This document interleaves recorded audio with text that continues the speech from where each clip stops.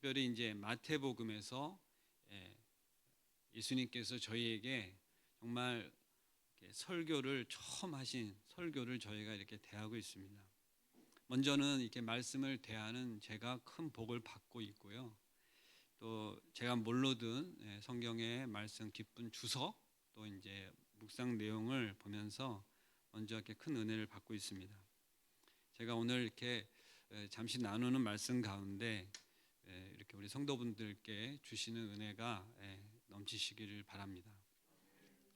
먼저 이 말씀도 헬라어 본문에는 복들이 있다 이렇게 시작을 합니다. 여러분들은 이미 복을 받으신 자입니다. 이미 갈급한 심정으로 또 애통하는 마음으로 이미 그 마음들이 갖고 계신 분들은 복이 있다고 이미 말씀을 하신 것을 다 묵상을 하셨고 또 그런 가운데 기도를 하셨습니다. 그런데 오늘은 특별히 온유한 자는 복이 있다고 합니다. 근데 이제 이 온유에 대한 이 성경적인 이제 해석과 또 예를 들어서 저희가 잠시 이야기를 나눌 텐데요.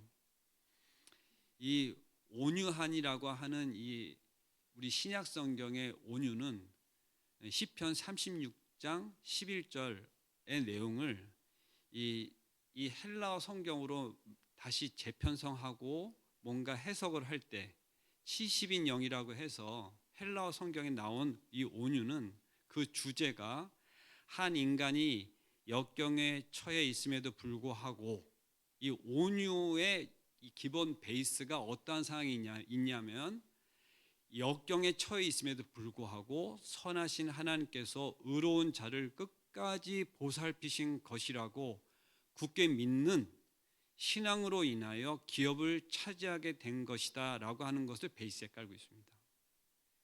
온유한 것이 뭐냐? 역경에 처해 있는 상황에서 하나님께서 의로운 자를 끝까지 보살피신다. 그러니까 아주 어려운 상황에서 하나님께서 우리를 어떻게 하고 계시다고요? 끝까지 보살피신 것을 우리가 알고 믿고 그런 중에 신앙은 뭐예요? 삶으로 살아가는 거잖아요. 신앙으로 인하여 결국은 기업을 차지한다 하는 내용을 갖고 있는 것을 여러분 마음속에 이렇게 쭉 새기시고 이제 그것을 온유라는 어떠한 이 단어를 썼는데 이게 이제 우리에게 알고 있는 온유를 여러분들께서 이제 생각하시는 온유가 있으실 거예요, 마음 안에. 근데 이거를 외형적으로 폭력이나 잔인함의 반대어로 이렇게 만약에 온유라고 하는 것을 생각하셨다면 그것에 불과한 것이 아니라는 거예요. 온유는 적극적인 사랑으로 인해서 고통을 받고 또 그 고통을 오래 참음으로 인내하는 온화하고 부드러운 마음의 자세인 것이라 하고 이렇게 이야기하고 있습니다. 다시 설명을 하지 않고 야고보 사도는 이 온유함에 대해서 어떻게 이야기했는지 한번 저희가 보면 특히 야고보서는 선행, 행함 이것을 강조하시는 이 사도였잖아요. 한번 제가 먼저 찾은 말씀을 읽겠습니다. 야고보서 3장 13절에 보면 너희 중에 지혜와 총명이 있는 자가 누구냐? 그는 선행으로 말미암아 지혜의 온유함으로 그 행함을 보일지니라 이렇게 말씀하셨습니다. 여기서 지혜는 헬라적 지혜, 어떤 우리가 지혜를 생각하는 개념들이 있으실 때 그러한 헬라적 지혜가 아니라 하나님이 요구하시는 거룩한 삶을 살아가도록 하는 실제적인 히브리적인 개념에 곧 하나님을 아는 것이라는 것을 의미한다고 합니다. 또한 이 온유함은 약함이나 체념에서 비롯한 것이 아니라 포괄적인 포용성을 갖고 있는데 이는 성령의 인도함 가운데 성취되도록 할 수 있는 부드러움을 가리킨다고 합니다. 이것을 또 이 성경적으로 사도 바울은 성령의 열매로 표현을 하여서 우리가 정말 잘 알고 있는 오직 성령의 열매는 사랑과 희락과 화평과 오래 참음과 자비와 양성과 충성과 온유와 절제니 이 같은 것을 금지할 법이 없느니라 하는 갈라디아서 5장 22절의 말씀으로 이것을 마무리하면서 설명하고 있습니다. 다시 얘기하면 이 온유는 우리가 우리의 어떤 품성적으로 갖고 있는 것이 아니라 성령의 열매로 맺어지는 것이니까 곧 하나님이 주시는 거와 같습니다. 그러니까 우리가 정말 이런 이야기들이 있어요. 이제 그 온화한 자를 한번 온화합니다. 온화한 자를 생각해 보시면 우리나라에서 많이 쓰는 말인데 이 성전에서 쓰기는 적당치 않지만 부처님 가운데 토막 같다는 말 들어보신 적 있으시죠? 고개를 끄덕하시는 분이 여러 분 계셨는데 그러한 것이 아니다는 겁니다. 특히 제가 많이 아는 사람들 중에 성격 좋고 품성 좋으신 분 중에 예수 안 믿는 사람 너무 많아요. 근데 그런 분들은 어떻게 나는 예수 안 믿어도 착하게 살고 선행 많이 하고 이러시면 그런 분들 성품 좋으신 분들 많습니다. 그러나 예수님을 믿지 않습니다. 그런 분들을 놓고 우리는 참 안타깝게 생각해요. 왜냐하면 그들에게 뭐가 없으니까 구원이 없기 때문에. 그리고 헛된 것을 믿는 거죠. 하나님 없음을 믿는 거 아니겠습니까? 하나님이 있는 것을 믿는 사람이 여기 모인 것이잖아요. 그러니까 온화하다, 또 성품이 좋다, 이러한 것으로 온유를 표현하면 적당치가 않고요. 이제 계속해서 설명을 하면 성경에서 가장 온유한 자로 표현한 사람 생각나시는 분 있으시면 한번 손들어 말씀해 줘 보시겠어요? 성경에서 가장 온유한 사람으로 성경에 써 있어요. 그렇죠. 예, 여러 번 얘기하셨는데 목소리가 작게 여러 번 얘기하셨는데 우리 권사님께서 제일 크게 말씀하셨는데 왜 그렇게 말씀하시자 성경에 근거가 있죠, 그죠? 예, 성경에 나와 있습니다. 우리 다 함께 민수기 12장을 한번 찾아보시겠습니다. 민수기 12장을 잠깐 보시자고 하는 것은요, 거기서 우리가 조금 묵상을 하고 가고 싶은 게 있어서 그렇습니다.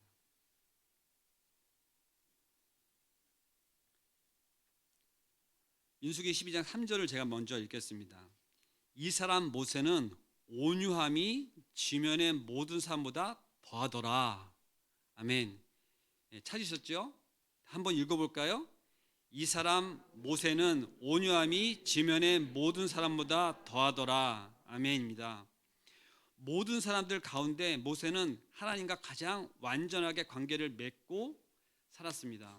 특별히 우리가 알고 있는 모세의, 특별히 광야에서의 모세는 정말 이스라엘 민족을 그 광야 가운데 무려 40년이나 가나안 땅으로 영도에 가는, 출애굽하여 인도에 가는 과정에 정말로 어려움과 모든 고난과 어려움 속에서 그 민족을 정말로 그 처음에 출애굽한 인원이 거의 그보다 좀 더 많은 인원으로 사실은 가나안 땅에 입성을 하게 됐어요. 물론 하나님이 언약하신 대로 그의 벌 가운데 성인인 이상 모든 사람들은 그 광야 땅에서 죽어갔습니다. 그러니까 장사 치르면서 갔다는 얘기하죠. 그렇다면 그 40년의 세월은 그런 어린 아이와 또 그 과정에서 태어난 자들과 그런 또 부녀자들과 많은 사람들은 그 광야에서의 시간을 어떻게 보냈을 거냐, 우리가 태평성대를 이루지 않았을 거라고 하는 것은 누구나 다 알 것 같습니다. 지금도 무엇이 문제가 생기면 대통령부터 탄핵해야 된다고 얘기하잖아요. 그리고 그러한 것들은 지금 이 시대뿐만 아니라 나라에 많은 어려움이 있을 때 늘 그런 임금의 자리, 왕의 자리들은 도전을 받아왔었습니다.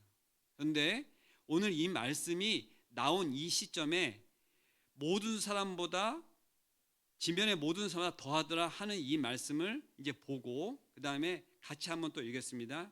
12장 1절부터 우리가 합독하시겠습니다. 모세가 구스 여자를 취하였더니 그 구스 여자를 취하였으므로 미리암과 아론이 모세를 비방하니라. 그들이 이르되 여호와께서 모세와만 말씀하셨느냐, 우리와도 말씀하지 아니하였느냐 하매 여호와께서 이 말을 들으셨더라. 이에 이 사람 모세는 온유함이 지면의 모든 사람보다 더하더라. 이게 무슨 말씀이에요?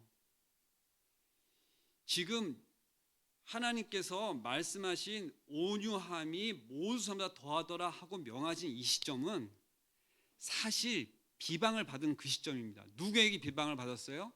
자기 누나, 자기 형에게. 근데 그들이 보통 사람입니까? 보통 사람이 아닙니다. 어떤 사람이에요? 아론은 대제사장입니다. 그죠?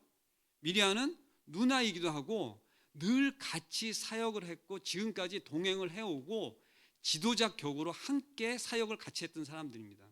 그러면 잘 모르는 사람이 지나가면서 한 말이면 그냥 뭐라 그래요? 뭐가 지졌다 할 수 있는데 이 비방은 실제 어떤 사건 앞에서 이루어진 겁니다.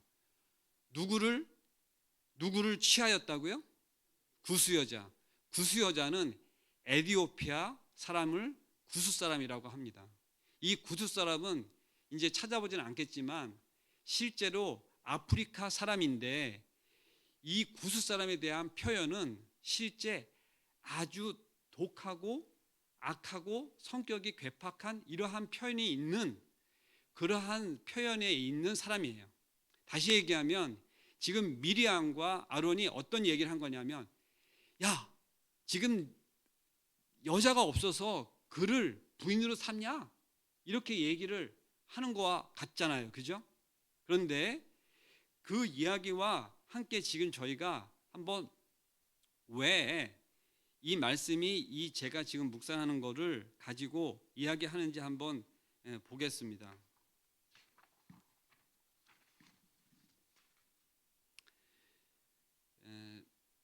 미리암과 아론이 모세를 비방하였는데 아론이 어떤 형태로든 사실은 더 지위가 높은 제사장이잖아요. 근데 미리암을 앞세 뒀다는 얘기는 주도를 했다는 이야기입니다. 미리암이 주도를 한 거예요. 그것은 실제 이 헬라어적으로 여기에 내용이 나와 있는 것도 같습니다. 주어가 여성 명사를 써서 실제 진행을 합니다. 그렇기 때문에 실제 이 일이 있은 이후로 미리암이 어떠한 하나님의 벌을 받는지 여러분 다 아세요. 근데 어쨌든 이제 따져보면 실제 이 비방을 한 이유가 뭘까요? 하는 거를 우리가 지금 생각을 해보는 겁니다.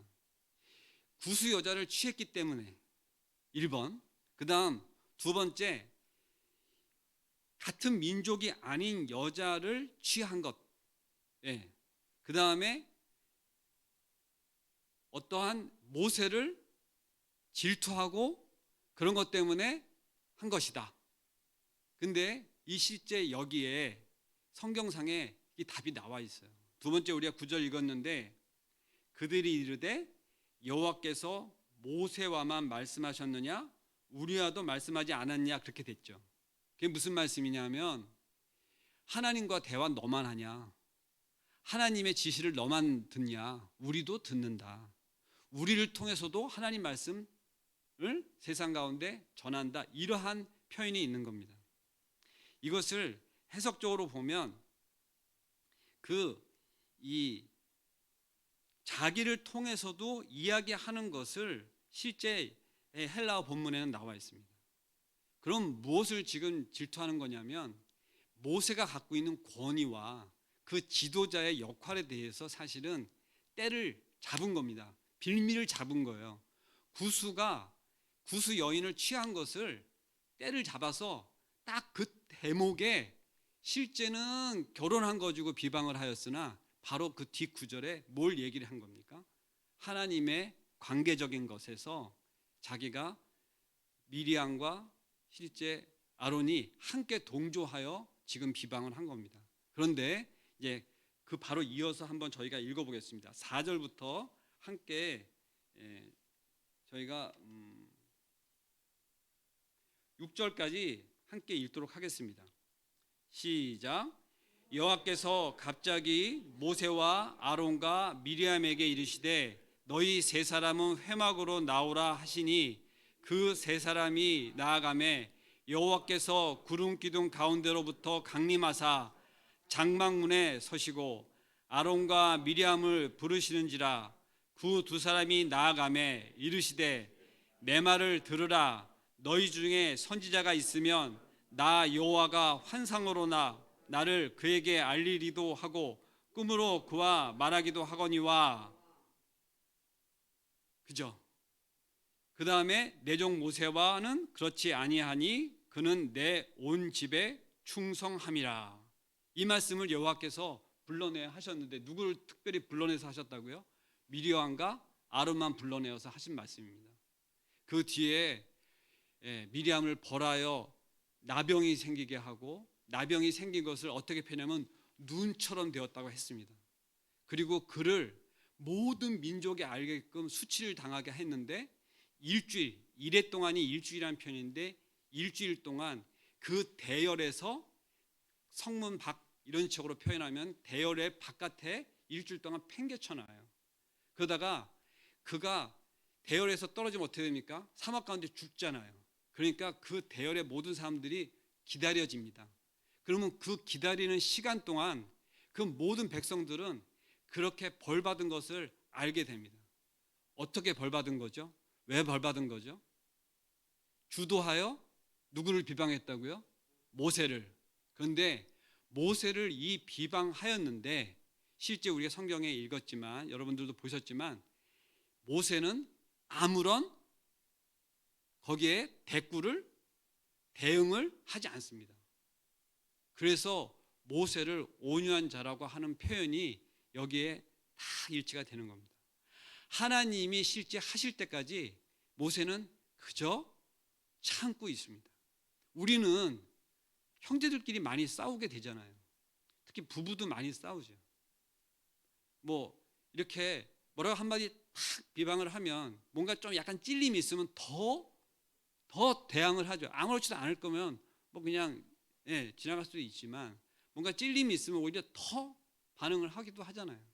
지금 이 80세가 넘은, 최소한 80 몇 세가 된 이 모세가 부인을 얻었는데, 이방 민족 중에서도 특별히 흑인이고, 흑인 중에서도 이 성경상에 나오는 독한 그러한 사람을 취해서 이렇게 결혼을 하였다고 하는 이런 내용은 실제로 하나님 뜻 가운데 있다고 하는 것을 여기에 표현적으로 나타나져 있는 겁니다. 특별히 이것을 해석함에 성경학자들은 이방 민족 중에서도 특별히 사람들이 쳐다도 보지 않는 정말로 낮은 신분의 그런 사람을 부인으로 친한 것은 모세가 그러한 측면에서 그를 구원하는 그러한 내용의 표현이 있다고 하는 겁니다. 자, 아주 영향력이 있는 사람이 행한 행동은 많은 사람들한테 무엇을 줍니까? 실제로 영향을 주잖아요. 연예인들이 머리 스타일만 바꿔도 따라 하지 않습니까? 그죠? 그러니까 이 지도자가 실제로 하는 행동은 지금 이 이스라엘 민족들이 이제 출발한 지 얼마 안 된 시점에서 실질적으로 많은 이 정말로 성경의 역사적인 어떠한 이 40년간의 광야 생활을 시작하는 단계에서 일어난 일입니다. 그런데 하나님이 그의 행적과 일어났던 많은 행사들 가운데 그를 온유하다고 표현한 것이 아니라, 이제 광야를 벗어나서 출애굽을 하면서 실질적으로 일어난 구수 여인을 취한 그 직후에 그 리더십에 갑작스러운 도전을 받았을 때, 그 지도자로서 여자를 취한 것으로 내 가지고 누가 같이 하는 리더십들에게 공격을 받았을 때, 비방을 받았을 때 그들을 어떻게 했다고? 하나님이 어떻게 했어요? 나병을 나게 했습니다. 그리고 나병 난 것을 누가? 모든 백성들이 다 알게 하였단 말입니다. 그 사이에 아론은요 안절부절 못했을 거예요. 왜냐하면 동조했다고 나와 있거든요. 근데 아론은 실제 크게 벌받지 않았습니다. 그런데 어쨌든 이 상황에서 모세가 미리암을 위해서 어떻게 합니까? 하나님을 하게 기도하죠. 낫게 해달라고 기도합니다. 그래서 모세가 위대한 지도자이고 또 온유한 자라고 하는 것을 우리가 알 수 있는 것입니다. 오늘 온유한 자의 구약에서 나오는 가장 이렇게 모든 지면에 더한 자라고 하나님께서 그를 높여서 이렇게 온유한 자라고 이야기한 것을 우리가 봤습니다. 그런데 실제 모세는 광야를 지나 가나안 땅에 들어가지는 못했습니다. 왜 제가 이 말씀을 드리냐면 정말 온유한 자에게 뭘 준다고 아까 그랬어요? 땅을 기업으로. 근데 모세는 광야 생활을 하면서 헤매다가 결국 느모산에서 죽었습니다. 그죠? 그러면 여기서 이야기하는 이 땅이 실제 우리가 얘기하는 흙, 몇 평 이런 게 아니라고 하는 것에 대해서 다시금 저희가 한번 생각을 볼 필요가 있습니다. 그런데 진짜 온유한 자가 누구예요? 이 말씀을 누가 하셨어요? 예수님이. 그래서 지금 잠시 예수님의 온유함에 대해서 나누고 저희가 묵상을 이렇게 이제 하도록 하겠습니다. 잠시 제가 물 한 번 마시겠습니다.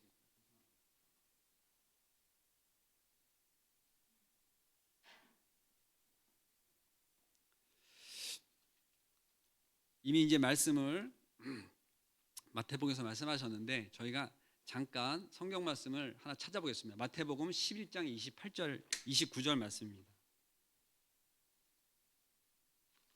마태복음 11장 28절 29절 말씀입니다. 여러분들 다 잘 아시는 말씀입니다. 제가 큰 소리로 함께 합독하시겠습니다. 시작. 수고하고 무거운 짐진 자들아 다 내게로 오라. 내가 너희를 쉬게 하리라. 나는 마음이 온유하고 겸손하니 나의 멍에를 메고 내게 배우라. 그리하면 너희 마음이 쉼을 얻으리니. 아멘입니다. 이사야는 메시아를 겸손히 고난받는 종으로 묘사를 하였고 이 다른 이 예언자들도 종말적인 메시아를 온유하고 겸손한 인격의 소유자로 소개하고 있습니다. 그는 스바랴서에도 나오는 말씀입니다. 그런데 지금 이 마음, 원래 이 마음은 심장 이러한 표현도 쓰는데 단순히 육체의 이 심장을 예수님의 마음을 이야기하는 겁니다. 그런데 이것은 사실 히브리적 관념에서는 인간이 지닌 전 인격적인 것을 이야기한다고 합니다. 다시 얘기하면 예수님은 온유 그 자체인 거예요. 마음만이 온유한 게 아니라 예수님은 그냥 온유하신 거예요. 그래서 예수님이 하시는 행동은 온유인 겁니다. 그래서 우리가 온화하다, 어떻다 이러한 표현을 쓰면 안 되고 예수님이 본질적인 성품을 언급한 것인데 그의 이 마음에 대한 것을 사도 바울이 어떻게 얘기했는지 이것도 찾아보면 좋겠는데 제가 찾은 것을 한번 읽겠습니다. 너희 안에 이 마음을 품으라. 곧 그리스도 예수의 마음이니. 여기서 예수의 마음이니 한 것으로 표현한 것은 사실은 곧 그리스도 예수이니 예수 자체이니 그런 거나 마찬가지입니다. 그럼 근본 하나님의 본체시나 하나님과 동등됨을 취할 것으로 여기지 아니하시고 오히려 자기를 비워 종의 형체를 가지사 사람들과 같이 되셨고 사람의 모양으로 나타나사 자기를 낮추시고 죽기까지 복종하셨으니 곧 십자가에 죽으심이라.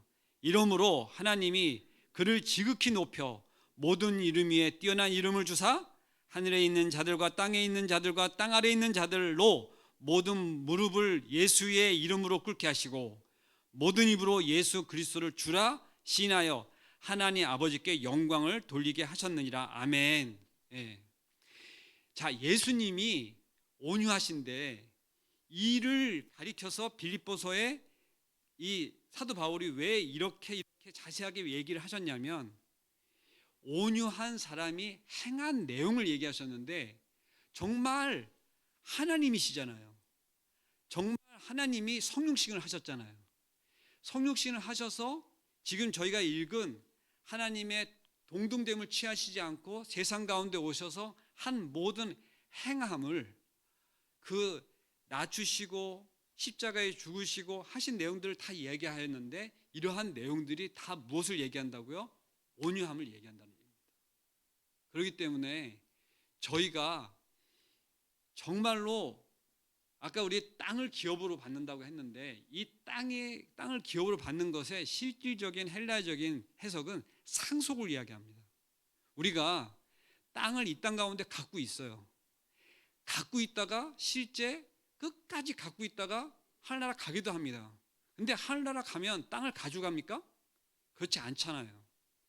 그거는 사실은 남겨놓고 가는 거잖아요. 근데 그거는 물론 후손들이 이어받기도 하죠. 그래서 우리가 기업으로 상속을 받는다 이런 것에 대해서 그 자녀됨은 사실상 어떠한 지위를 받아가지고 기업을 경영하나 가정을 경영하는 것과는 차원이 다른, 그래서 우리를 하나님이 자녀 삼아 주신 것이 하나님의 종된 어떠한 것보다 그것이 더 우리가 큰 은혜인 거잖아요. 그래서 우리를 하나님 아버지라고 부르는 것이 자녀됨으로 가장 축복이고, 아버지 수도 없이 아버지를 부르며 기도하고 그 아버지를 찾고 있는 것입니다. 그리고 우리를 정말로 그렇게 사랑해 주셔서 자녀 삼아 주신 것이 단순히 그냥 내 아들아 딸로 그렇게만 이야기하신 것이 아니라, 정말 여러분들은 자녀들에게 상속도 해주시고, 또 좋은 집에서 자라신 분들은 상속을 받으신 경험도 있으시잖아요. 그죠? 근데 아까도 이야기했듯이 모세가 땅을 한 평이라도 가졌다고요? 아니요. 가장 온유한 자라고 얘기했는데 그는 가나안 땅에 들어가지 못했습니다. 결국은 그 백성들을 위해서 봉사하고 어떻게 됐어요? 하나로 갔죠. 예. 근데 실제 모세는 하늘나라에 있는 것을 우리가 다 알 수 있죠. 왜? 성경에 나오잖아요. 그죠? 예수님과 변화산에서 만나서 대화하고 그랬다고 나와 있잖아요. 그러니까 이미 성경에 하늘나라 간 게 나와 있어요. 그러면 우리는 모세가 가나안 땅에서 땅을 한 평도 못 가진 것에서 아쉬움이 있습니까? 왜? 소리가 적으시네요. 가나안 땅을 못 가진 것에서 아쉬움이 있어요? 옛날에 저는 토사구팽 당했다는 생각이 들어가지고, 왜 모세를 이렇게 부려먹고 안 한다는 거를 시켜서 나이 80세에 불러가지고, 그죠? 40년 동안 그거 쉬운 거 아니잖아요. 근데 이렇게 무슨 죄를 크게 졌다고 땅이라도 한번 밟게 하지, 그런 생각을 한 적이 있었고, 실제 그런 설교를 들은 적도 있었습니다. 그런데 저는 어느 날 모세는 정말로 하나님이 어떻게 해서 한 내용들을 다 말씀하시면서 그 모든 행적이 하나님께 쓰임을 받은 정말로 위대한 인물이거나 하는 것을 와 닿고요. 그 이후에 그 모세가 실제 예수님을 예표하는 모든 구약의 사건들은 신약의 예수님을 예표하잖아요. 그런 것이었구나 하는 것을 알게 되었을 때 정말로 모세와 같은 삶을 살았으면 좋겠다 하는 마음을 가졌습니다. 여러분들도 온유한 자이고 싶으시죠? 왜요? 그냥 성품이 온유한 사람이 되고 싶어서요? 아니면 그 뒤에 우리가 무엇을 받는다고요? 땅을 기업으로. 근데 그 땅이 여기서 어떤 걸 얘기한다고요? 하나님 나라. 그렇죠. 이 땅의 땅이 아닌 거예요. 그 상속을 받는다는 것은 사실은 우리가 어떤 재산적인 것의 의미가 있지만 사실 정말 중요한 거 뭐냐면 영원한 것을 상속받아야 되잖아요. 그 영원한 것이 뭐냐? 하나님 나라, 그죠? 백성, 자녀됨으로 그 상속을 받는 자는 온유한 사람이 받는다고 하는 것에 대해서 큰 도전을 받았고, 저는 이 말씀을 묵상하면서 정말로 그걸 상속받았으면 좋겠다. 나는 지금 온유한 성품은 못 되지만, 근데 이 온유한 성품을 계속 묵상하면서 어떤 생각이 드냐면, 계속 보이는 그 물건이 하나가 있었는데, 두 개가 있었는데, 그 두 개가 뭐냐면 칼집, 그 다음에 방패였었어요. 방패는 막는 역할을 하잖아요. 근데 칼집은 어떤 역할을 합니까? 칼집이 없으면 그 칼에 의해서 많은 사람들이 다치잖아요. 근데 그 칼집은 온전히 그 칼을 받아내잖아요. 그죠? 그래서 그 온유한 자는 정말 칼집과 같은 자이겠구나. 그리고 나서서 칼을 막 휘두르는 사람은 그것을 방패처럼 막아내서 주인을 보호하고, 그죠? 그것을 막아내는 자이겠구나 하는 생각이 들었어요. 제가 그러한 자가 되기는 쉽지 않겠지만 말씀 가운데 묵상을 하면서 제가 모세와 같은 자, 그리고 실질적으로 예수님이 그 온유한 자고 나와 같은 사람으로 같이 멍에를 치자. 아까 같이 우리 성경 말씀 읽은 것처럼, 그러면 내가 쉼을 얻게 해주고 그것이 쉽다고 하셨는데, 우리가 예수님을 닮고 예수님과 함께 하는 것은 그것이 얼마나 큰 저에게 이 어려운 세상 살아가면서 큰 위로인지 모르겠습니다. 오늘 온유한 자는 복이 있나니 그들이 땅을 기업으로 받을 것이며 하고 말씀하셨는데, 땅을 한 평도 못 받은 모세라도 우리는 모세와 같은 삶, 그리고 정말로 이 땅에 오셔서 십자가에 못 박혀 돌아가셨지만 예수님과 같은 삶을 사는 것이 온유한 자의 표본으로 우리에게 보여주신 그 귀한 삶을 우리가 따르고 그렇게 닮아가는 삶이 되었으면 좋겠다는 그런 묵상을 하면서 제가 오늘 큰 은혜를 먼저 받았습니다. 여러분들에게도 이게 은혜가 되었으면 좋겠습니다. 잠시 제가 기도하겠습니다. 사랑과 은혜가 충만하신 하나님 아버지, 감사합니다. 온유한 자는 복이 있다 말씀하시며 땅을 기업으로 받는다 하셨는데, 그 말뜻을 다시금 저희가 깊이 마음에 새기며 정말로 하늘나라